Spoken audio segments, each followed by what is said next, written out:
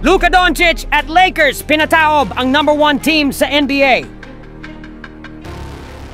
Bago tayo magpatuloy, kung bago kayo sa channel, huwag kalimutang mag-like at subscribe para sa mga bagong videos. Magpatuloy na tayo. Matapos ang isang matinding pagkatalo laban sa Golden State Warriors, bumawi ang Lakers at nanalo ng 2 sunod na laro. Isa na rito ang panalo laban sa OKC Thunder. Kahanga-hanga talaga kapag tinalo mo ang isang team na ganito dahil sila ang may pinakamataas na defensive rating sa buong NBA. Marami siguro ang nagtatanong, paano nagawa ng Lakers to? Paano nila tinalo ang pinakamalakas na team sa NBA? Ang sagot ay si Luka Doncic. Kung hindi maganda ang laro ni Luka, sigurado akong wala silang laban. Tignan mo yung laro nila kontra Warriors. Talo ang Lakers at 35% lang ang shooting ni Luka. Pero laban sa Thunder, ibang klase siya. Umiskor siya ng 30 points sa 55% shooting. Paano niya nagawa yon?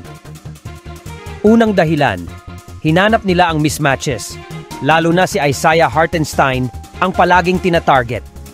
Dito makikita mo, si Chet Holmgren ang bantay kay Luka Doncic at delikado yan. Ayaw ng Lakers na si Chet ang bumabantay kay Luka kasi mabilis si Chet sa gilid at magaan ang paa bilang big man. Kaya ang ginawa ng Lakers, nag-set sila ng screen kay Chet para mapilitang mag-switch si Hartenstein kay Luka. Pag nangyari ang switch na yan, mismatch na agad at easy step back na tira na para kay Luka. Ewan ko anong iniisip ng OKC Thunder, pero siguradong ayaw mong si Hartenstein ang bumantay kay Luka sa isolation. Kasi ang kailangan lang gawin ni Luka ay mag-drive na parang papasok sa paint, tapos bigla siyang titira ng step back at ipupukol sa harap mo. Mahirap talaga bantayan si Luka lalo na kung isa kang big man. Pero gusto ko yung paraan ng paggamit ni JJ Redick kay Luka Doncic kasi madalas na nakaabang si Luka sa mid-range area. At si Dorian Finney-Smith parang kukunin ng bola pero hindi pala. Hindi si Dorian ang kukuha ng bola. Setup lang yon para kay Luka na kunin ito at agad mag-pick and roll kasama si Jackson Hayes. At tingnan mo si T. Holmgren, naka-drop coverage siya kay Luka. Isa yan sa pinakamalaking pagkakamali kasi titirahan ka lang ni Luka at papasok yan. The nature of playing with Luka Doncic is if you play drop coverage against him, you're gonna die. May espesyal ding abilidad si Luka at ito ang pagpasa kahit may double team. Dito, hawak ni Luka ang bola sa post laban sa mismatch kay Hartenstein. Pero ayaw niyang ipilit sa post kasi alam niyang pag bumalik siya para kunin ulit ang bola, ide-double team na siya. At kung nasa perimeter ka, nagbibigay ito ng espasyo sa ibang players na makapasok sa paint at makakuha ng points. Kaya kung magda-drop coverage ka kay Luka, yari ka. Pero may isa pang sinabi si JJ Redick. Ang mga team ay magbi-blitz kay Luka Doncic. At yon nga ang ginawa ng Thunder nung wala na silang sagot. Kaya sila nagbi-blitz kasi sunod-sunod na step back shots ang binabato ni Luka kay Chet Holmgren. Wala na silang ibang magawa. Ilang play lang ang lumipas, nagkaroon ng screen para kay Luka at dito na nangyari ang blitz. Sina Jalen Williams at Isaiah Hartenstein sabay na umatake kay Luka. Pero hindi yon uubra dahil sobrang talino ni Luka. Nilusutan niya si Hartenstein, pumasok sa paint, at isa siya sa may pinakamahusay na break sa buong NBA, parang si Shea. Kaya niyang biglang huminto at iwanan ka sa ere. Madaling points lang yon para sa kanya. Pero pagdating ng third quarter, parang nag-e-enjoy na lang si Luka Doncic. May 6 na segundo na lang sa shot clock. At si Cason Wallace ang bantay niya, na magaling din namang defender. Ang ginawa ni Luka, pumasok siya sa post at nung wala na siyang dribble, dun siya umasa sa pivot foot niya. Na sobrang mahalaga kasi binibigyan siya nito ng dagdag na option. Parang magfe-fade, tapos parang magda-drive. Pero bigla na lang siyang babalik sa tira at pasok ang fadeaway jumper. Hindi pa natin napag-uusapan ang bench scoring ng Lakers at marami ang nagsasabi na wala raw bag si LeBron James, hindi siya marunong mag-dribble, kaya ipapakita ko sa inyo na marunong siyang mag-dribble. Kaya bago tayo mag-usap tungkol sa bench scoring ng Lakers at sa amazing na laro ni Austin Reeves, kailangan muna nating pag-usapan na maraming tao ang nagsasabi na wala raw bag si LeBron James at hindi siya marunong mag-dribble. At mali sila dahil marunong mag-dribble si LeBron. Dito, naka-isolate siya laban kay Isaiah Joe at binigyan siya ng jab step.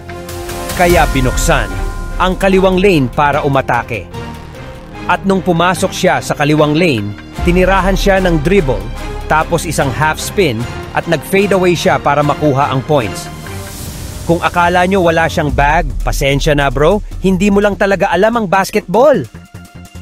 At minsan hindi mo naman kailangan ng bag, kailangan mo lang maging efficient na dribbler. Dito, kapag magkalaban si LeBron James at Chet Holmgren, ang kailangan lang gawin ni LeBron ay mag-in between the leg dribble at kapag pumasok na siya sa paint, sidestep, fade away at points na. Pero sapat na ang lahat ng iyon. Isang player na kailangang pag-usapan ay si Austin Reeves dahil wow, sa tingin ko karapat-dapat siya manalo ng Most Improved Player Award. Sa tingin ko ba mananalo siya? Hindi. Pero karapat-dapat ba siya? Oo, naman. Habang pinapanood ko ang laro ng Lakers, may graphic na lumabas. Pinakita nito ang progression ng points ni Austin Reeves sa buong karera niya. At umabot siya mula sa 7.3 points per game, naging 13 points per game, naging 15.9 points per game, at ngayon ay 20.2 points per game. Marami ang nanira kay Austin Reeves, sinasabing hindi siya magiging higit pa sa 15 points per game na scorer. Pero may isa pang opinyon na magpapaisip sa'yo at gustong-gusto mong ibang ang ulo mo sa pader. Dahil sinabi ni Austin Reeves na mas magaling si Jordan Poole kaysa sa kanya. And I say this as an Austin Reeves fan, I like his game. He's nowhere near Jordan Poole. Just not get it twisted in terms of skill level. Bagamat totoo ito, ilang taon na ang nakalipas, kapag binabalikan mo ito ngayon, talaga namang katawa-tawa kasi makikita mong si Austin Reeves ay may malaking epekto sa winning basketball at may mga level na hindi mo kayang abutin.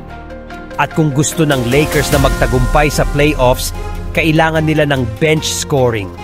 Ang bench scoring ay isang bagay na mahirap hanapin ng maraming team. Pero sa tingin ko, nagsisimula ng makita ng Lakers ang bench scoring kay Gabe Vincent. Ang laking tulong niya sa pamamagitan ng pag-shoot ng mga three-pointers, pagganap ng hustle defense, at kapag double team si Luka Doncic, lagi niyang naipapasa kay Gabe at siguradong mag-shoot si Gabe ng 3. Pati si Dorian Finney-Smith ay tumitira na rin ng maraming 3-pointers ngayon. Nanalo siya ng 4-5 na laban sa OKC Thunder. Si Goodwin ay isang magaling na defender, si Vanderbilt ay laging lockdown sa depensa at mukhang perfect ang bench unit na ito. Pero huwag nating gawing mali. Ang Lakers ay hindi isang perpektong team. Laban sa Warriors, ipinakita nila ang maraming kahinaan at hindi ko nagustuhan ang laro nila.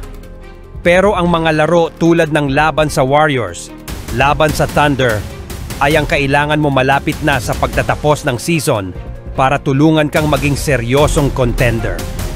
Pero bukod kay LeBron, Luka at Austin Reeves, sino pa ang pinakamahalagang player ng Lakers ngayon?